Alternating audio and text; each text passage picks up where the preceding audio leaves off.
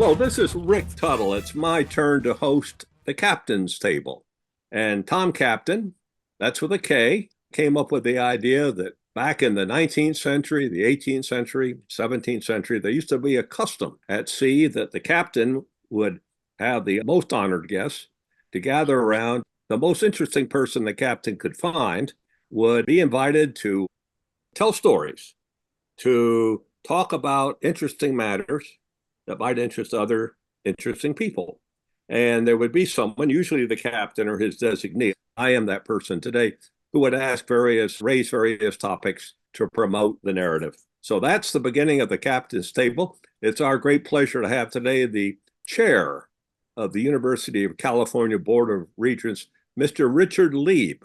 You may hear me refer to Mr. Leib as Rich. I should reveal to everyone listening, we're old friends. We go way back to before college days, when Rich went off and became student body president at University of California, Santa Barbara, on his way to the Choral Fellowship. But we knew each other even before that. And I was well acquainted with his mom, the lovely Joan Leib, who, all I can tell from my distance, a great mom, but also was involved in public discourse, letters to the LA Times, active in liberal democratic politics. Rich, I'm going to give some full disclosure here. But Rich and I are not only old friends, we haven't had a chance to speak together in years, several years. That happens sometimes. But he supported me in various political campaigns I had, actively supported. Phone banking, I remember on one occasion, and financial contributions and getting others to contribute. We have a lot of mutual friends. That said, and our two of our respected loved ones, lovely wife, Sharon Rosen Leib, who's well-known as an independent journalist, former law school graduate. I think she's a double UC person, as I recall, between UCLA and Berkeley. Also was either a deputy attorney general or deputy district attorney, and then raised three lovely children, and also independent journalist, and writes, among others, for The Forward, in the Jewish community, and also for the Times of Israel. My daughter, Sarah Emily Tuttle Singer, is the social media for the Times of Israel, and she lives in Jerusalem. So there are these overlapping friendships and relationships. But my assignment today is to ask some questions to promote the conversation here at Captain's Table.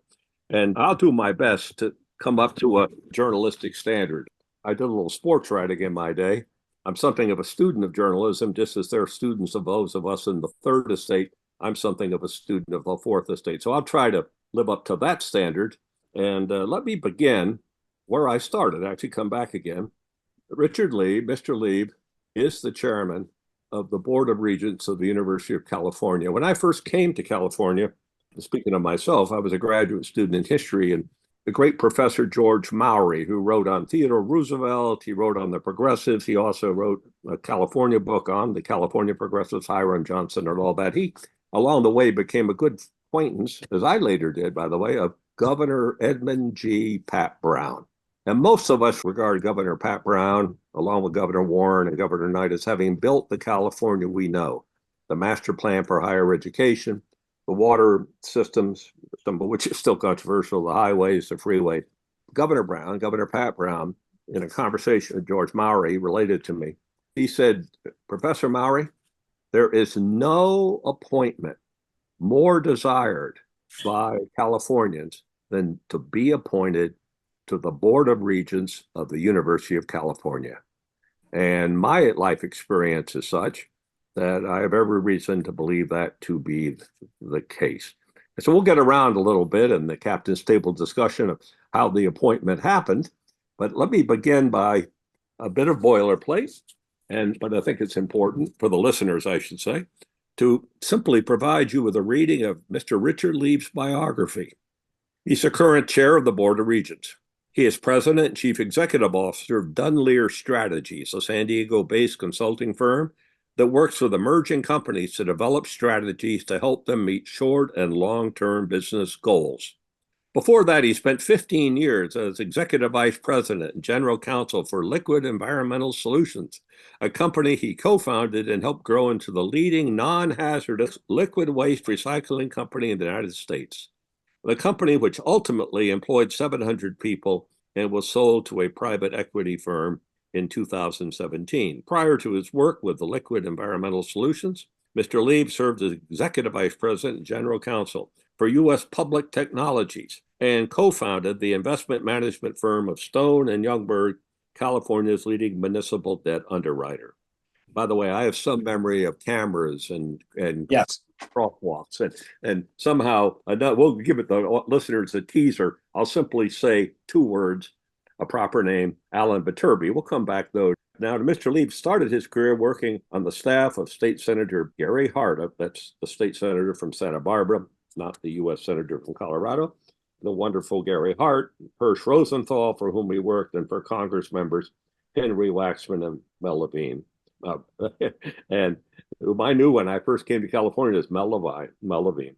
He's an elected official. He's been on the Solano Beach School Board for 10 years and served as board president for 2 years. Previously served on the Community College Board of Governors from 1999 to 2005 and served as president of the board for 2 years, 2001 to 3, and as an appointee of Governor Gray Davis. He currently serves on the board of the Steinberg Institute, one of America's great public servants, Darrell Steinberg. And we'll talk about Mayor Darrell Steinberg a little bit later.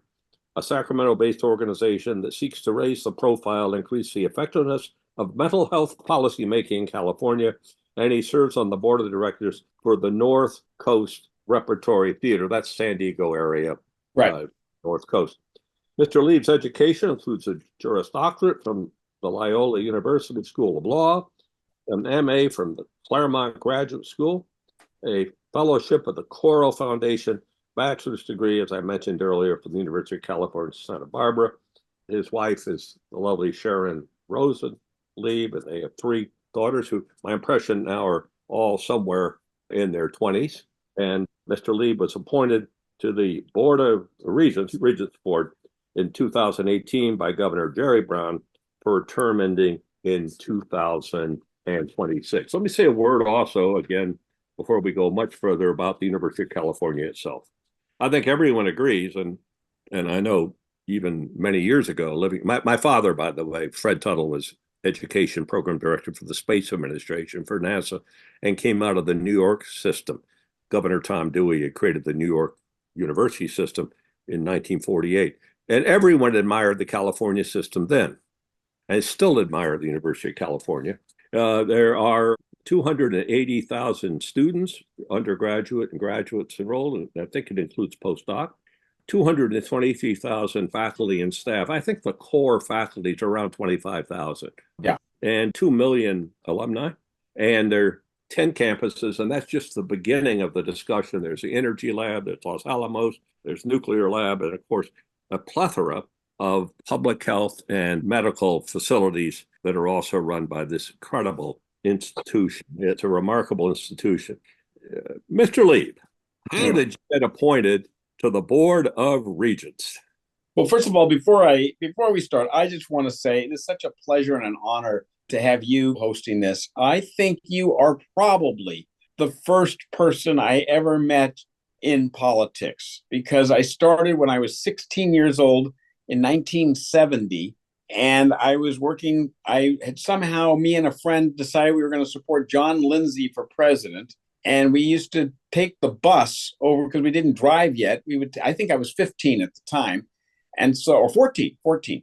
So I'd have to take the bus down Wilshire Boulevard to LA and get there just in time to get everybody lunch, your wife Muff and everything. So, when I look back at it, it's been 53, 54 years that we've known each other. So that's a pretty amazing thing. And it's such an honor to be here, to be interviewed by you. And yes, both of us have spent our entire lives in politics, and we go in and out. We see each other every so often. But given everything that goes on, we don't see each other nearly enough. So after this, we've got to make sure we get together. But I was appointed, to be honest with you, the way that it really came about, I've known Jerry Brown for a long time. And the governor makes these appointments. He had 5 openings and he was looking to fill them. I had interviewed and I was pretty close to maybe potentially securing the appointment. But honestly, what happened was I'm very close friends with Tony Atkins, who is the former chair of the Senate Pro Tem. And frankly, she had an opportunity at that point. She was the one that headed the rules committee. And so she strongly recommended that I get appointed. And I think that was enough to get Jerry Brown to appoint me. The further amount, everybody has their own story of how they got appointed. Many won't admit to it. I will. It was a great time for her to do it. His term was up in a couple of months, and he had to get 5 through the Senate Rules Committee before the appointments were null and void. So that was the agreement, and plop, I'm here. And after a year or two, I became chair of the Public Engagement Committee. I was appointed by George Kiefer, who at that time was the chair and had been a friend of mine for a while. And then after that, became vice chair, and then eventually became chair of the board, which is where I am right now. Thank you. And let me mention to the listeners and to you, Rich, how I constructed this in my own mind. We'll do about 45 minutes on this show. We're just getting started for the last 5 or 10 minutes of discussion. I do want to do a bit more on biography on your side. And then what I'd like to do next is then move to the decision making and how decisions are made in the context of the Board of Regents. I remember when you were appointed, and I refresh my memory, of course, knowing I'd be hosting this podcast, but I remember it crossing my mind, what a great appointment, because you're someone who has not only been engaged in the public sector by way of the various elected officials, each one of whom has a terrific record of integrity and ability, but all the ones we mentioned earlier, but also moved into the private sector, and by any reasonable standard, enormously successful in the private sector. And then furthermore, have actually, as Sam Rayburn said to Jack Conway, who Conway was Walter Reuther's guy, at the time, this is in the book, The Best and the Brightest, David Halberstam's book. And he said, they're all very bright. They're all, Rhodes Scholars. Damn it, Jack, I just wish one of these fellas, all guys, I just wish one of these fellas had run for sheriff somewhere. And of course, the underlying meaning of that is when you run for public office, when you're out there, I've done it and you've done it, hearts and minds. If you're in those neighborhood groups, you're trying to get the endorsement. We're selling, but they have to purchase. They have to close the sale with us. Hearts and minds, and you served, as I understand it, 2 terms, served also as chair of the board of your school district. Yeah. And that gets, so addition to working with elected officials whose stock and trade is votes. End of the day, every 2 years or 4 years, you yourself have been through it. And I thought to myself, this is a terrific appointment by the governor. And of course, as you can imagine, I always think back to what Governor Pat Brown has said. So the biography and then the decision making, that's the second basket. We've already largely through the first basket. The third basket is I just have a series of specific questions that are informed by me as someone who's been around these public sector institutions, the Community College Board, Los Angeles, the UCLA, doing different things, and the city of LA, all 3 of which are large public institutions. And I follow the news pretty closely in these areas. A series of questions probably reflecting what people here at the captain's table would be interested in. Yeah. And let me jump over to and we'll get to some of the hot issues of the time, but I don't want this to be simply a discussion about the Gaza war, Hamas, and reaction. We're going to get into that. We'll ask the questions about that and give you a chance to give us your best take and response. But there are a series of other things we want to get to as well. It's a big responsibility. Let me turn to the second basket. But before I do, we will take a short break and be back in just a minute.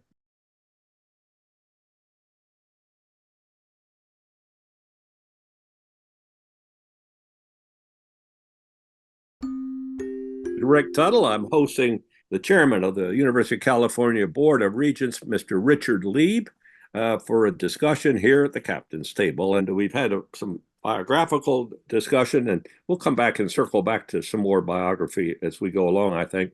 But I happen to have a lively interest in decision making.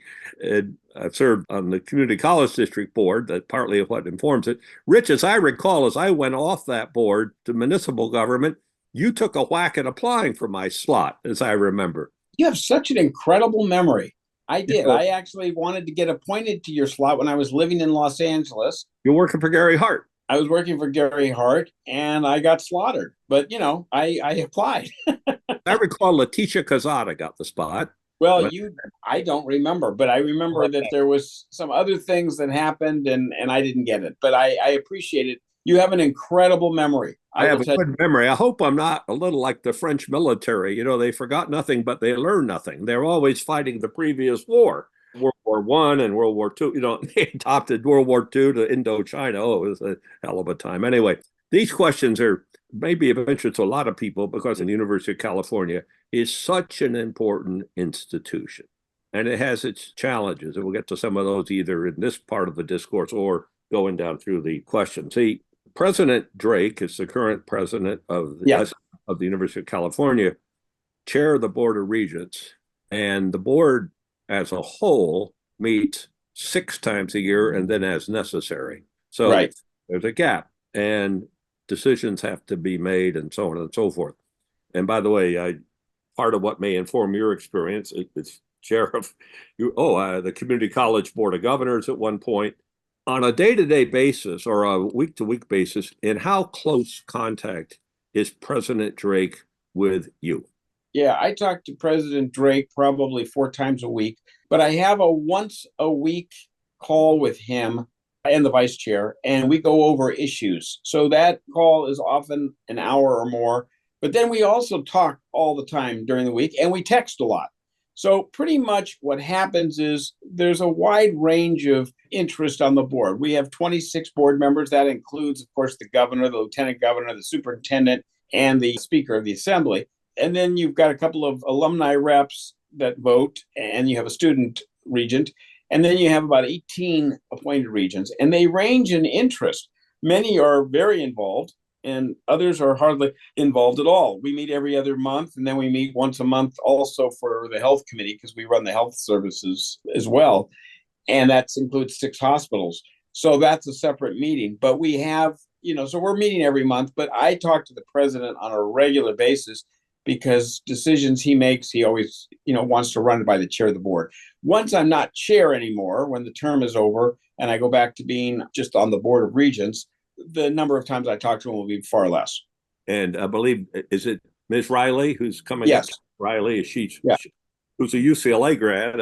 Right. And we welcome that and admire your service, albeit as a UCSB and also La Jolla's right in your backyard.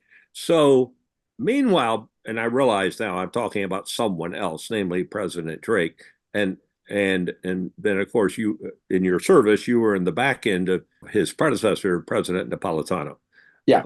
Both of whom have had distinguished careers, of course, before they came over here to the University of California in their various positions. So how does it work in terms of the chancellors? You've got 10 campuses, high-powered individuals running each of them. They wouldn't have these positions if they didn't have this. And the question I have to start with, just in terms of the calendar, is how often, if you know, you may not know this, how often do they have regular, for example, before COVID, telephone conferences or some kind of teleconference? Do they have Zoom conferences? That's the term we use now. Is it weekly, if at all, or is it simply before regents meetings to prep? Do you know? And I realize that president's time is valuable, so it can get chewed up in various and sundry meetings. I'm not suggesting there's any magic time, but I am interested in how often they confer. So first of all, just to know, for you to know just sort of the structure of it, the regents sit pretty much at the top in terms of policy, and they appoint the president. So the president works really for the regents.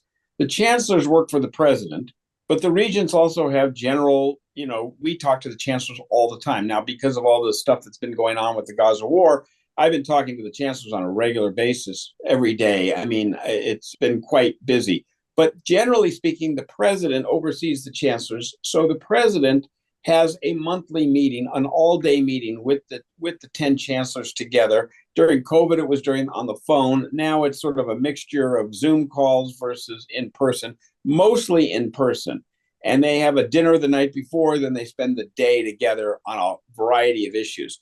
In terms of the regents, they also come to the regents meeting. All of them come to the regents meeting. So we spend 2 to 3 days a month in that situation. So we are in regular conversations with the chancellors.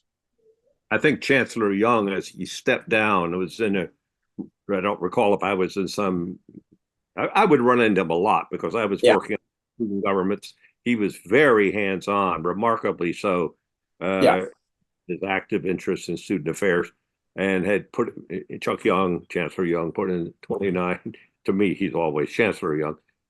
Put in his 29 years. He looked back and said, "I spent 1 year as Chancellor. He spent 1 year of his life at Regents meetings." Yes, right.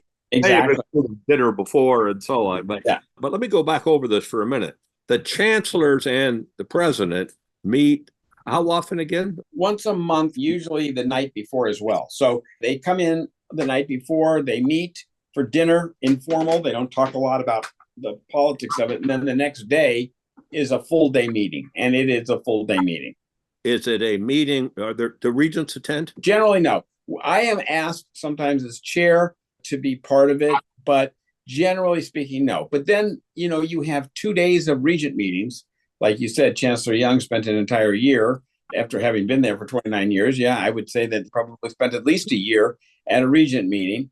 And at that moment, we talk, the regents often talk to the chancellors, but it sort of depends on the situation. And in today's world, we have a lot that we have to go over on a regular basis. And so I independently contact the chancellors, or they contact me all the time. So, for example, Chancellor Block from UCLA, if he's going to make a major decision, he'll call me beforehand.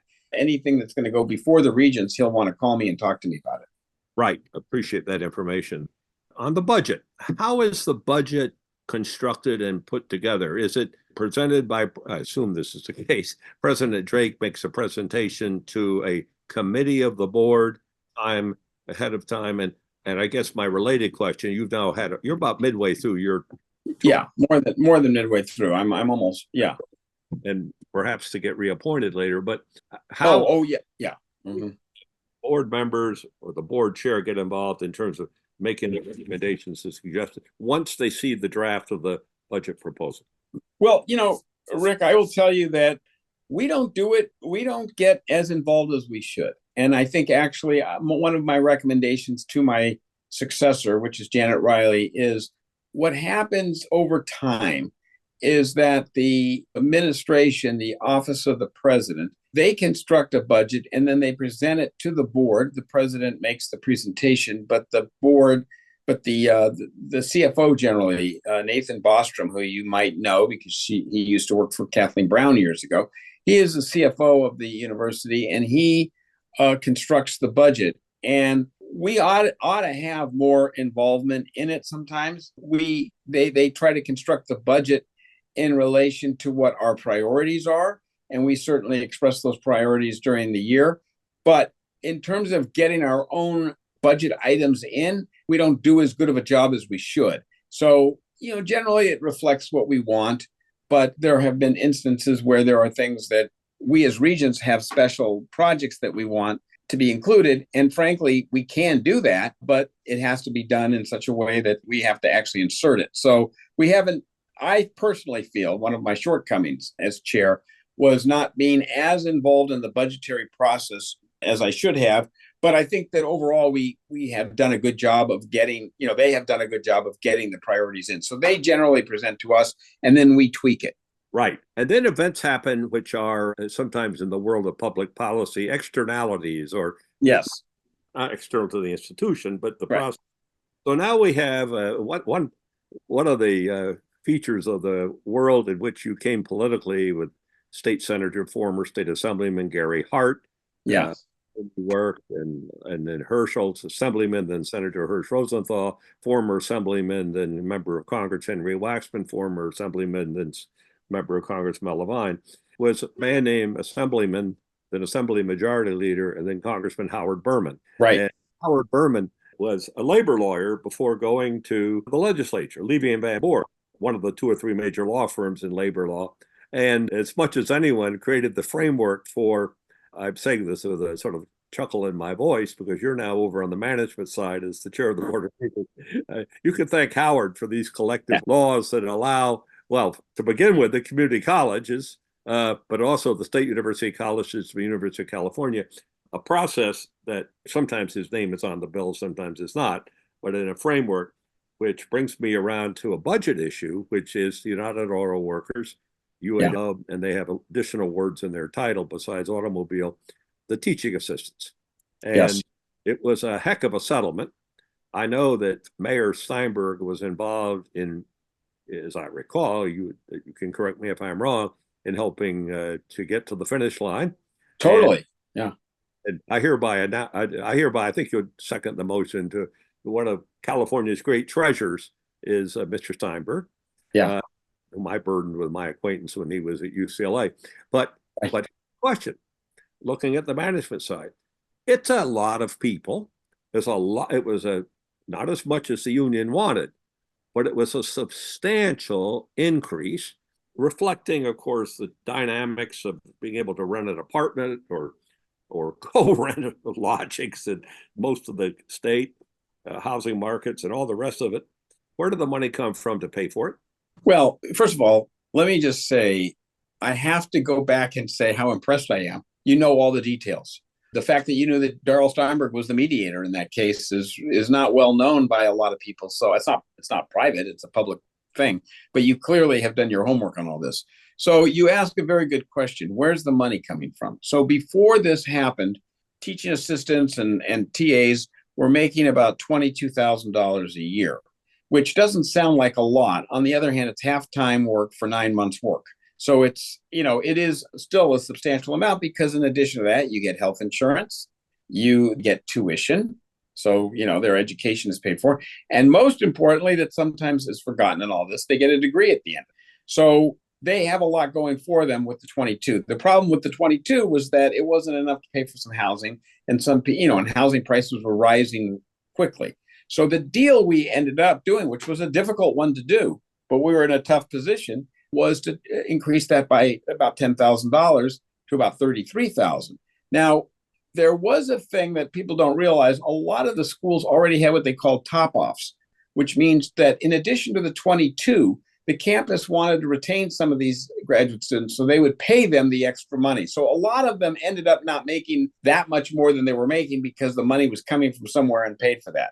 So that being said, while it was still, not as much as one would think, $10,000 increase for all those graduate students, where did the money come from? It didn't really come from too many places. It more came from the fact that now there are probably less of these graduate students who are getting paid that kind of money, because not everybody gets paid that money. That's if you're teaching assistants and so forth.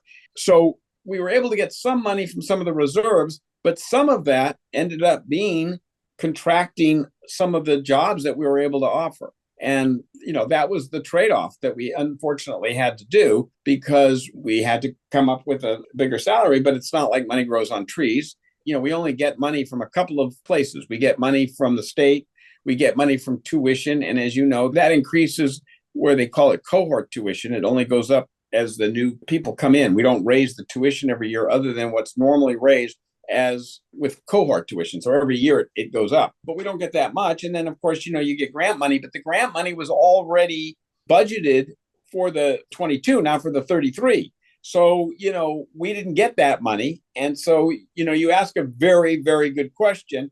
Where did the money come from? And the money came in terms of some of it was the top offs. We no longer did that, and that saved some money. Some of it came from some reserves that we had. And then a large portion of it came from the fact that we ended up, I think there were less graduate students at the end getting these kinds of jobs, less of these jobs out there. Right. And I understand, for example, there's at least one department I know something about. They simply reduce the number of people admitted to graduate school in a particular department. I don't mean the med school or something, but right. And someone makes that decision. I assume what happens is, let me go back to the decision framework. At some point, the president of the university is in the middle of the discussions, and how it's implemented is probably given by the president to the chancellors, come back to the president. We'll take the break and then come back for the third basket, which will be a series of questions. They're not necessarily connected the way these are to, but issues that illustrate some of the challenges that Mr. Richard Leib has been facing as his tour duty as president of the University of California Board of Regents. We'll take a short break, and be back momentarily.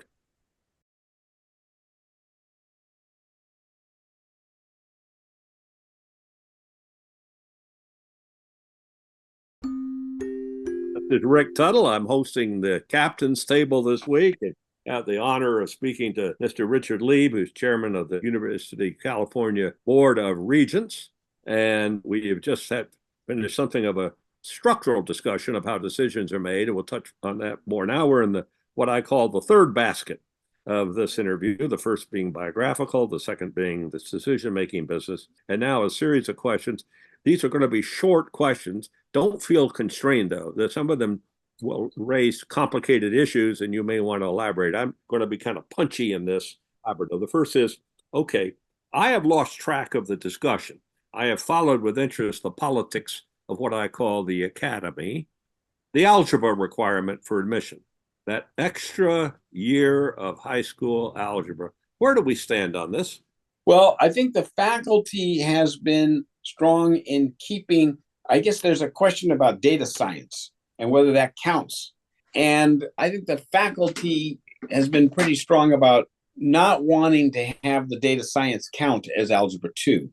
I'm not 100% sure on this issue. It's actually an issue that's coming before us in July, and I will be studying on it. And I don't really know too much about it other than there is a fight between several groups regarding that. And I do know that the college, the opportunity, there's a couple of big groups that fight for access and fight for, equity and inclusion. They have some strong feelings about that particular thing in terms of keeping the data science requirement as allowed, for the math portion. But I spoke with the president of that group recently, Jesse Ryan, who's relatively new, took over for Michelle Sesqueros. And I am boning up on that because I think it will be coming up for us in July. Right. Something of well, that's the reason I wasn't sure of the outcome yet, and I had followed it pretty closely. So we get to the question of the campuses and the campus relationship to the university as a whole. By the way, I should mention I have been doing some research on the life of Frederick Madison Roberts. He's the first African-American ever elected to the legislature. The Hemmings descendant and probably a Thomas Jefferson descendant, the first African-American to graduate. Think Tom Bradley in our generation. Right. Jackie Robinson and George. Think Ralph Bunche, and who once went to work for the Roberts family. Think W.B. Du Bois. There was a remarkable person, 1918 elected, very close to Frank Merriam, speaker later, and then governor up in Sinclair race. And here's the details I've been trying to get at. He apparently played a significant role in the building of the southern branch, the UCLA campus, but later became UCLA. And it's an interesting story. And therefore, I found myself deep into the life of Robert Gordon Sproul and the tug and pull. Welcome between the individual campuses, system-wide, and the Regents. Welcome to the Pac-12, Pac-10 football decision, Mr. Chairman. And tell us what you want to tell us about this issue. And I'm also aware of John Sandbrook's memo to be careful of overruling campus decisions. But on the other hand, having lived this life, I know something about the other side of that equation. It's a really interesting question. It came to me the day that I became chair of the board. It was actually 2 days before, but I was told in a conversation by Chancellor Block, UCLA, he called and said, we're going to move to the Big Ten. And of course, he was going to go with USC. And the decision was done in such a way that because I was brand new to the chair, I did not understand what the delegated authority is. Generally speaking, the delegated authority goes back to the campus. So in that situation, we had a campus that made a decision to go to the Big Ten. Now, we've had these decisions before, but they've never had the situation where it impacted another institution so dramatically. And in this case, it totally impacted Berkeley, because if you didn't bring both to the Big Ten, you left with UCLA and USC leaving, it was going to have a big hole for the Pac-12. And it would have a negative impact on Berkeley. So if I may add, it also has to do, you lose both schools, you lose the Los Angeles market for television contracts. Which is a huge deal. And, USC was the driver in all of this, and they knew that they would need UCLA because if they got UCLA, they'd have the LA market. That was a big deal. The amount of money was big. And so the amount of money was, both schools, Berkeley and UCLA, had gotten about $32 million last year. It was estimated that they were going to get north of 50 million. And as a matter of fact, they're going to get close to 70 million, not they, UCLA. The question was whether we brought them back to the Pac-12.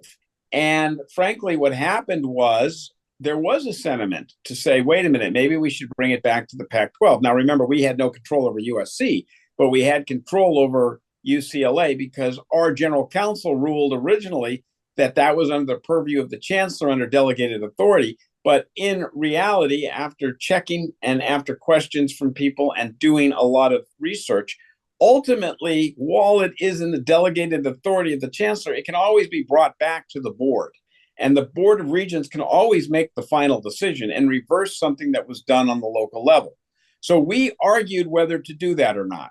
Frankly, what happened was we ended up in a discussion, and me and three other people I invited. At this point, I was chair, so I had three other people that I wanted to be part of it. One was John Perez, the former speaker of the assembly, who was in the state legislature, and also former chair, who's one of the smartest, most gifted people in the world. I mean, I've never met anybody like him, and I'm sure you know him well. He's been there for a long time. He's been on the board for 14 years total. And what we realized, to be honest with you, Rick, was that while it wasn't all about the money, in the end, it was kind of all about the money. And the reason why is because we couldn't get from the Pac-12 commissioner any sort of understanding of what a new deal would be to bring them back. If we brought UCLA back, what would happen? Also, what would happen from the other side? Would Oregon then be asked to go? And if Oregon was asked to go, that would then again unravel the Pac-12. And so we were faced with all of these problems. And ultimately, we decided that while it would be nice to have Berkeley and UCLA together in the same conference, that it didn't make sense because we actually, in all honesty, one of our problems was the amount of money that UCLA, if we brought them back, we could severely limit and severely restrict the amount of money that they would get ultimately if the Pac-12 were to dissolve, right? And it wasn't just about the money that came from the Big Ten. So you would go from 70 million, you might go back to 30 million, you might go less if it all dissolved, right? We could really blow it, right? And the other thing that you have to remember is a lot of people give a lot of money to UCLA athletics. They would be less likely to give if they said, you know what, we support the athletics. They took it back and then they ruined it. So why should I give money? Because their own decision. They had the opportunity to make a lot of money by going into the Big Ten. It's all part of what's happening in college sports. There's no great answer to it. Berkeley ended up really getting hurt because the only conference for them after the Pac-12 did fall apart, the only conference left for them that we could get them into, and we had to work really hard to do it, is the ACC. They're getting $12 million a year right now. So they went from 30 to 12. UCLA went from 30 to 70. Okay. And then of course, alimony. As I recall, you arranged an alimony payment to Berkeley of a few million a year. It'll help a little. It actually, at the time, we decided it would be somewhere between $2 and $10 million a year. We ended up making it 10 because of the variance between the two, but we also limited that to 3 years because I do believe that there will be another change of conferences. This is all going to be happening. As a matter of fact, the captain's table is founded by Tom Kaptain. He knows more about this than anybody. He would educate me a little bit on these things. And frankly, I think in a couple of years, we may have 1 or 2 conferences and that's it. And it may all come back. Because in reality, none of this makes a lot of sense. It does maybe for football and basketball. But if you're on the swimming team, if Rick Tuttle's on the swimming team, he doesn't really want to fly 3,000 miles to Rutgers, or to Penn State, and then drive 285 miles to the Apple Valley or whatever it's called and get in a pool, swim with nobody in the audience, get back out, shower, come home. So a lot of it doesn't make a lot of sense, but it is what we're facing. And a lot of it has to do with the NIL. A lot of it has to do with the finances. So money does drive these things. And at the time, was a $65 million shortfall at UCLA and the whole. Right. Let me turn to a second question out of the basket. These are not connected questions. They're not one Yes. against the other. So we get to the question of a news story appeared in yesterday's Los Angeles Times, where the Civil Rights Office of the U.S. Department of Education, in other words, under the Secretary of Education and President Biden's administration, is opening an investigation at the University of Michigan and another campus, City University of New York, CUNY, looking into the issues of anti-Semitism, Islamophobia, and the campus climate in relation to Title VI Right. of 1964 Civil Rights Act. And then I'm partly paraphrasing from the news accounts, it seemed like a balanced one, but also from all of our general knowledge, the article raised and I'm raising, it's you deal with the Title VI, and I'll get into that a little more in a minute in this question, but also the First Amendment of the Constitution of the United States of America. So you have on the one hand, with the First Amendment,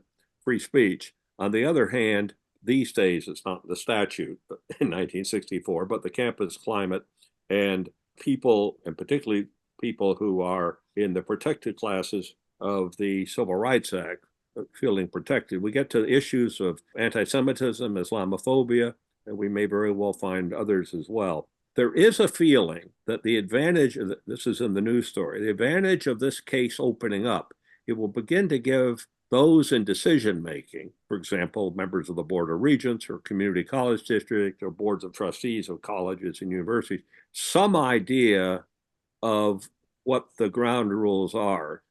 My question is two-part related to, on your watch, Gene Block was, I watched with interest and listened with interest his testimony before the House Education, it used to be the old Education and Labor Committee. Yeah.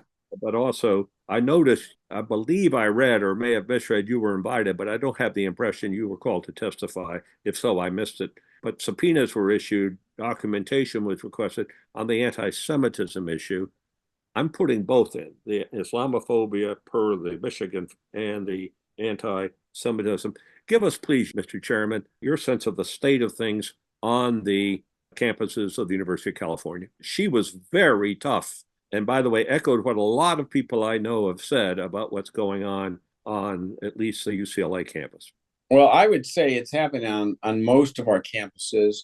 This is very different from the time you were involved in your politics when you were at Wesleyan and you were involved in the anti-war movement. That was really all about students versus the government and student versus, what was happening in Southeast Asia. This is really, in a large way, one student group, one group of students that are, pretty much attacking another group of students. And in this case, I would tell you that the anti-Semitism has gone way up the scale. We heard about it, when it first happened after the massacre on October 7th. We heard about a 400% increase in anti-Semitism. It's far greater than that. There has been an increase in Islamophobia, but that increase, I believe, has been much less of a percentage. So, we don't want to say that there isn't anything going on that side, but it's unprecedented what's happening on the Jewish side. And I will tell you that there has been so much misinformation about, what's happening. So let me just put it into perspective for a degree. Almost all of our campuses had what they called encampments, which all of a sudden student protesters decided they were going to, pitch tents on campus. And generally speaking, what you were looking at is about less than 1% of all students were involved in it. But it was a lot of media attention to it. And there was a lot of terrible things that were said to people as the two groups kind of faced off to some degree. Most of the people who are involved in the student protest, many of whom were faculty, some of whom were, TAs, the UAW, actually endorsed this whole thing. And they created these encampments, which are against the law, against student conduct. These went from what, we all believe in the First Amendment right of free protest, of free speech and protest. I'm 100% there for protesting. However, when you move into harassment and you move into discrimination, which was happening at many of our campuses, this became a Title VI problem because that's exactly what Title VI strives to prevent. And so we've had problems with all of our... What type of harassment are you talking about?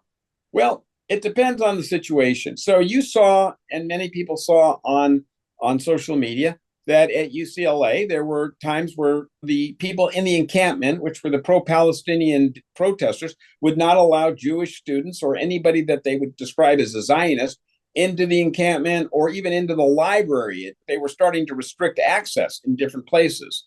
And they would also use their encampment. If you walked by, they would start with their bullhorns and start yelling at people. And of course, people walking by might yell at them, but they were yelling back. And so there was a lot of harassment going on. As you know, there were certain campuses like at Berkeley where there was a meeting for Jewish students, and a bunch of protesters came and tried to disrupt that. So we've had a lot of harassment. And there's been, it really depends on the situation of what you call it. People describe it, it's not necessarily that they talk about Jews directly, they talk about Zionists. A lot of it is about Zionists. At a certain point, in my opinion, it becomes anti-Semitic because you have to look at it from the standpoint of the person receiving the message, much like you do for sexual harassment, much like you do for, Native Americans. The Native Americans were up in arms over the fact that we called the football team the Redskins. Remember that? And you and I probably didn't understand that well. And like, okay, what's the big deal? Well, to them, it was extremely hurtful. That's been an established practice for years in civil rights legislation. It brings me to a couple of specific things. Yeah. In your view, and by the way, I recognize, let me mention this so I mentioned it. I realize that there are investigations underway. There may be lawsuits involved and so on and so forth. So I want to just mention that to you so I don't forget to mention it to you. The term 1, 2, 3, many intifadas. Do you regard that as anti-Semitic? Intifadas? For me, yes. For others, they may not think that. But it goes back to the same thing that we just talked about. It depends on who's receiving the message.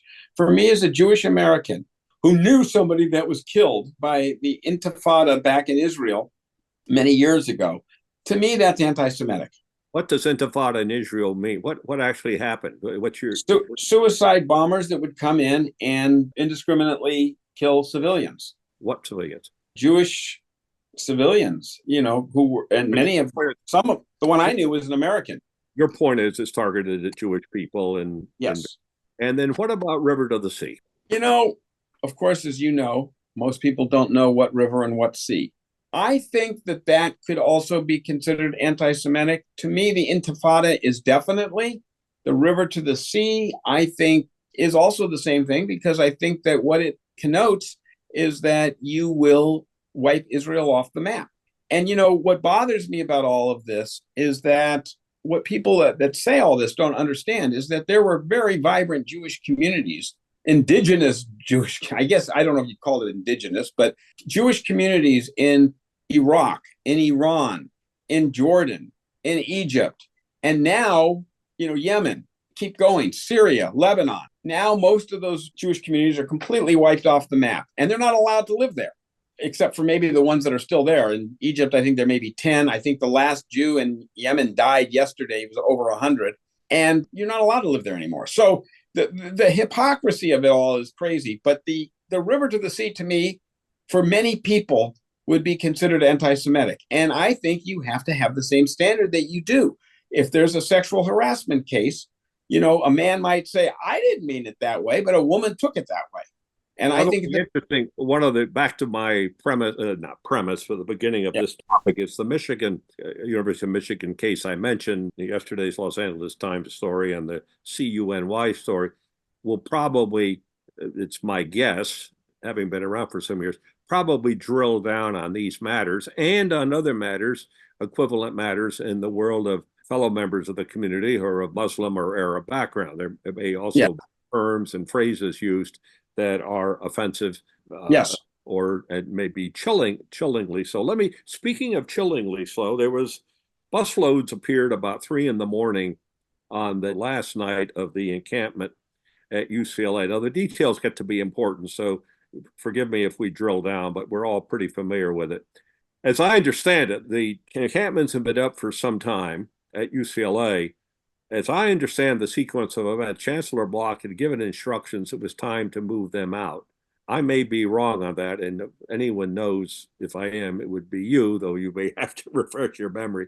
But that hadn't started to happen yet. Right. And out of somewhere, I shouldn't say nowhere because there's no such thing as nowhere, out of somewhere, as I understand it, came some busloads of people who were masked, came out, and by my standards, operated in a thuggish manner and took it upon themselves to attack this encampment. And whatever words were being said, these were people, by and large, engaged in peaceful protest. And there were attacks made. There was people fought back. There were a good many injuries. As of today, and I looked at today's paper, I'm not listening to the media, but there's been one arrest made so far. Do you have any, Mr. Chairman, do you have any intel, any information, because generally people on your level of decision making get things a little earlier than the rest of us, as to who are these people and where do they come from and what's going to happen to them and what should happen to them in your judgment? Well, first of all, I think what they did was definitely violating the same kinds of things that we were talking about in terms of the encampment itself, which was violating student conduct, violating the law, coming in and masked, just like I feel like the mask rules have to be reformed because this all this is reminiscent of the KKK, where they would mask because they didn't want to be discovered. But the reality of it is, we have masks on both sides, and on this side, there was what I think was a combination of Orthodox or maybe very religious Jewish right-wing members, as well as non-Jewish right-wing, that came in. And I don't think your description is wrong. I think they were kind of thugs. And they came in and they did a lot of things against the encampment. So I believe that we need to go after those people, just like we have to go after the ones that were in the encampment that refused to leave when it was time. And the result has been only one arrest. But on the other hand, there hasn't been too many arrests of those people. There were arrests of people that were in the encampment when they refused to leave. But most of those arrests are something, as you might know, don't carry a lot of weight in today's world. They go down, they get booked, they get out. I think more importantly are the violations of student conduct. But I do think that you do need to go after both sides equally. This is content neutral, my friend. This is about a campus and keeping the campus safe. And, it's ridiculous when we talk about the war because the university has very little to do with the war, really nothing to do with the war. And so it's not about the war. It's about allowing students to have some free protest, but it's also limits to what they can do when they're infringing on other people. And that's what we really have to focus on, not even the side of the war, really more about what's going on the campus and keeping it safe. Thank you. And let me move on to two or three other matters before we close up. I may circle back to this Gaza business and one of the, as I promised earlier, my comments to the audience, we'll have some other items. How deeply involved are the regents with chancellorial selections and the selection? I know you have contact with ongoing, for example, your conversation with Chancellor Block and so on, and possibly with other chancellors as well. But also in the selection of the campus chancellors, what's the level of board involvement? And is there a protocol or an understanding among people that is a sensitivity relative to the prerogatives of the president of the college? Let me leave it open-ended that way. Let's take the UCLA chancellors, the new chancellor designate, as an example. So we are very involved in that. What happens is there's a search committee. The president ultimately makes the decision, but the president makes the decision based on a group of people that are chosen at a search committee. And I, as chair of the board, was co-chair of that search committee. And so it was myself and President Drake were the two co-chairs. I had 5 regents that I had appointed to that committee. And then there were about 10 or 11 other people. In the end, the regents then got together and discussed the choices with the president. The president ultimately made the choice. We were all uniformly. Board approval or the choice? You do have to have board approval. So the board did approve the choice. We just did it last week at a meeting. But I will say that the board generally will support what the president has done because the president has sat with 6 of the regents and has made that decision in conjunction with the 6 regents. So we have an incredible new chancellor that's coming to UCLA. I'm very excited about Julio Frank from the University of Miami with his background, which is one of the most varied backgrounds I've ever seen in my life. He's got a great background. He'll make a great chancellor. I'm very excited about that choice. And that was made really, it was the president's first decision, and he was the one that made the decision and made the call. But it was heavily influenced, of course, by the selection committee, of which actually six regents served on that committee. And we met also and, sort of ranked who we thought, and we all thought the same thing. This was a number one candidate. Thank you. And regarding that matter, how's the budget look for this year? I saw polite utterances coming out of the governor's budget, and then the legislature. How's the University of California doing in this budget?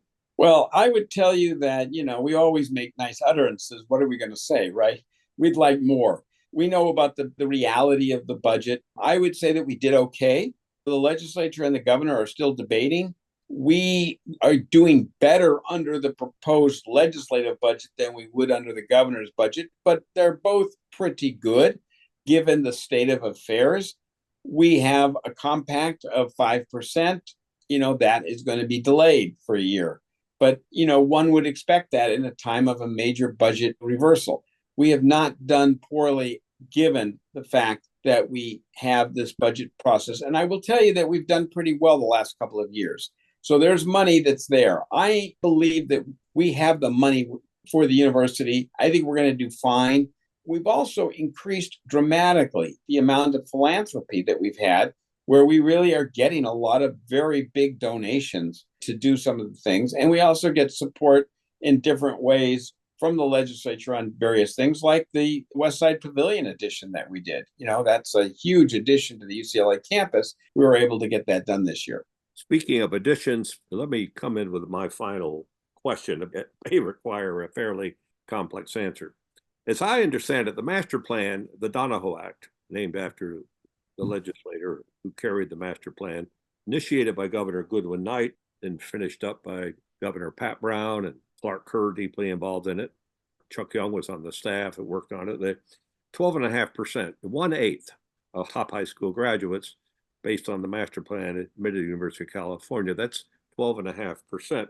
My reading is, and here I got into the details a bit, and I may be misreading it, we're short of that. We, meaning the University of California admission, I mean all the campuses, is around 3/4 of that 12.5, around 9%. There's a shortfall. I know you've spoken, there was a profile done on you, and you were lamenting the fact that access and so on and so forth. I'll add another feature to this, and I'm not suggesting the solution is more brick and mortar, but just to give us a feel for things. Aside from Merced, which was, I think, almost 2 decades ago now, the last of the UC campuses were 1965. Others were planted and had gotten underway in one way or another. But the UC Irvine campus, the La Jolla campus, the San Diego campus, the involvement of the Santa Barbara campus, we're all aware of the fact that UCLA and Berkeley are terrific places, very high ranked. We also know, from the point of view of the research standards of the appropriate groups that keep track of these things, most of the other campuses are coming up too. I remember driving onto the Santa Barbara campus late one night with Buff to see our daughter, who had chosen to favor us with her presence. She was living in Northern California at the time, and somehow they were dating some fellow, and somehow she was going to squeeze us in. I can't make this up. For a meeting in the parking lot at your old campus, UCSB. And when I go to Santa Barbara, I think of Rich Leib, I think of Gary Hart, who was the legislator for there, and 2 or 3 other people, some of whom we know, but Ross Pumphrey is another name. But yeah. So I'm there and I walk on, and we happen to be near an alumni reception event. So I walked over and bumped into, as happens, a couple of, still looking for our daughter, for acquaintances. And a couple, oh, Rick, it's good to see you. And people we knew from one venue or another. And they were in a very happy mood. I said, well, why so happy? They said, we just had 2 Nobel Prize winners announced here at UCSB in different fields, one in economics and the other in the sciences. And it reminded me, 2, boom, boom, that this I regard Nobels as sort of jewels in the crown in terms of Right. and have all this happening. On the other hand, the access. And I turn to you, Mr. Chairman. What are your thoughts on this? Do you agree with me there's a problem? I think you do. And what do we do about it? Well, first of all, let me just say this that, again, the memory that you have is unbelievable. But the second thing I would say is that when I went to Santa Barbara a couple of years ago for a dinner at the Chancellor's House, there were 5 Nobel Prize winners there. Two of And them then, were probably the people I mentioned. right, right. And then there was a guy next to me who was a Pulitzer Prize winner. So, Santa Barbara is a jewel. All of them are jewels. Don't forget San Diego, which is now as big as UCLA and Berkeley, and really is the fifth greatest, I think rated, number 5 of public universities in the country these days. It's a very, very strong, especially in the science and math area. But we have incredible amounts of schools. The problem is the population of California has increased so much, and we have 290,000 students right now. Very hard to increase that. My vision for the future is not more campuses right now, because a campus is extremely expensive to build. Merced has been very expensive to build. I would rather do satellites, and I think that's what we're trying to do, which is increase in areas where the access is low and try to increase campuses and buying buildings and so forth. So look at UCLA. They went and bought a downtown building. Over time, that will be a campus, and not its own campus, but it'll be part of UCLA. They also bought something in Rancho Palos Verdes, a former school that they could use for some programs. They also have the West Side Pavilion, which is only 2 miles away from UCLA. It could really be, we can expand our enrollment to that. Berkeley's been doing the same thing, Moffett Field. We've been trying to look at other universities in the area that are closing that we could do. I'd rather do that kind of access. Santa Cruz has areas that they own land. Fort Ord, they own land in certain areas. We have land in different of these campuses. I think that's how we should grow. We need to grow because, we only have right now 290,000 spots, and we have a tremendous number of people that want to go to the University of California. And the only school that people get in right now that they get asked to go to is Merced. That's the only one that isn't full, just from, in other words, if you're in the top 5% of your high school, or maybe it's the top 9%. I can't remember now. I think it is the top 9%. If you don't get into any other campus, you get into Merced, which, by the way, is becoming an incredible institution in itself. And it will over time. Thank you, Chairman Leib. It's irresistible, so I'm going to take my bite. We've been on for an hour, so I think I've earned the chance to state a view on something which should be on this topic. Because after all, for God's sakes, I'm here with the chairman of the Board of Regents, University. It's my shot. If I don't do it, I'll have trouble going. The other approach, we're all being paid for by the taxpayers, be it community colleges, state university system, and University of California, is to do, in effect, what they did in 1919.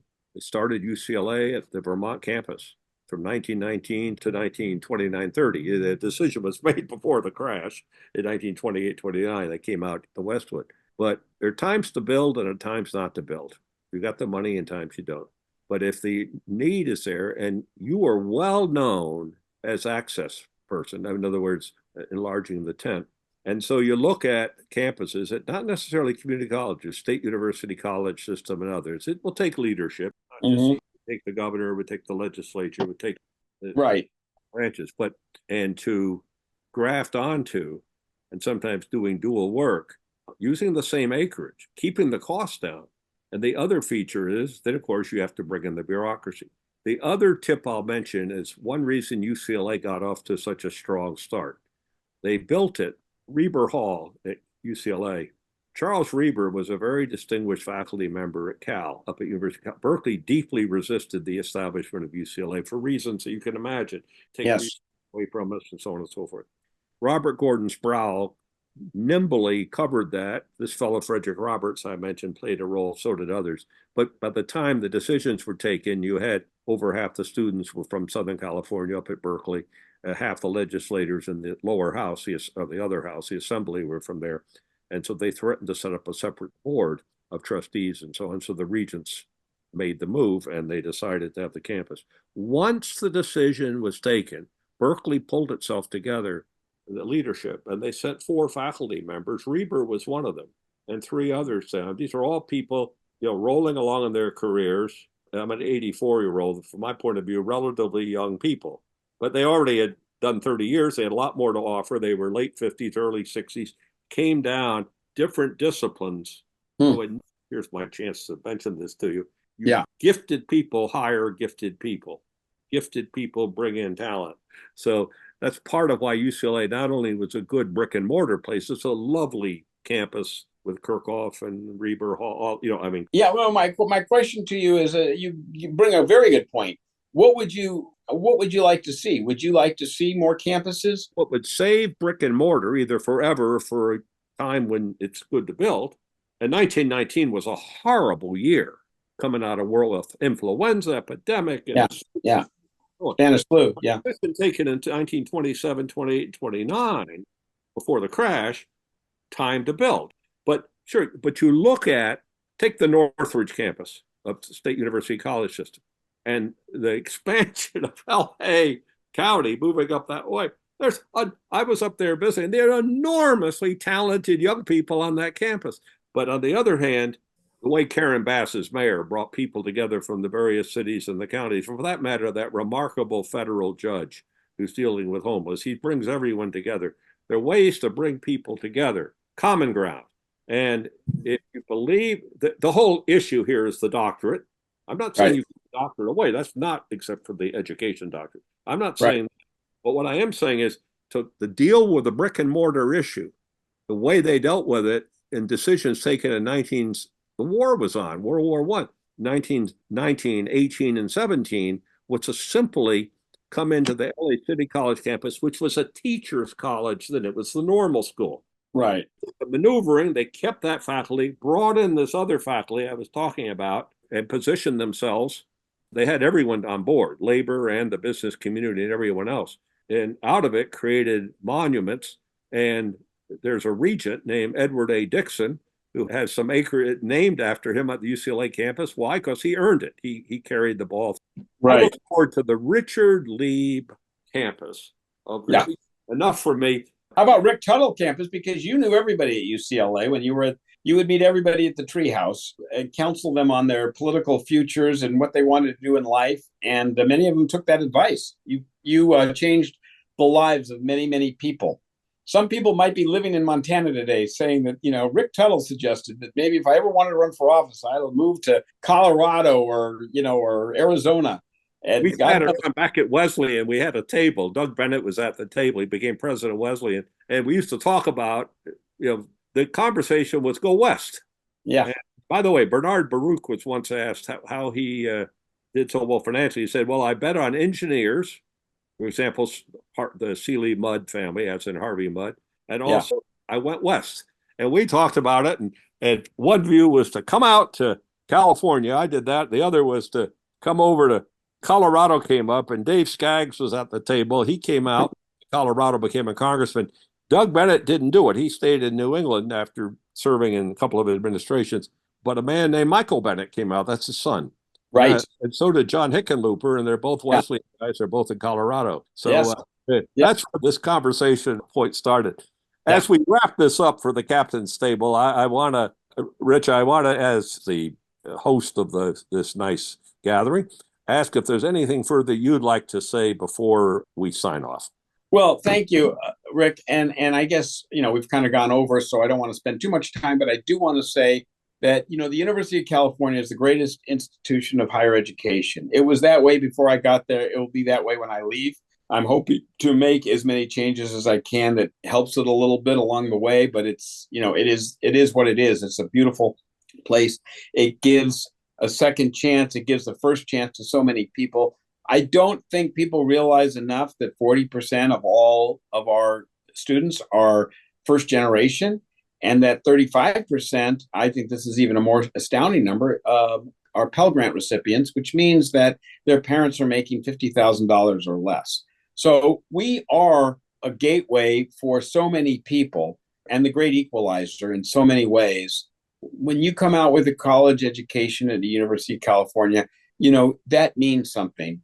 And it helps really get the middle class get into the middle class, the kinds of things, the economic things we need to do in the state. I think the university does a great job at that, but we have a lot of challenges, and you heard about them today. And I certainly want to make sure that we do the best we can to educate, which is what our job is. So thank you very much for inviting me. I had a great time. Thank you, Chairman Richard Leib, Chairman of the Board of Regents of the University of California. This is Rick Tuttle. I'm signing off on behalf of the Captain's Table. Thank you.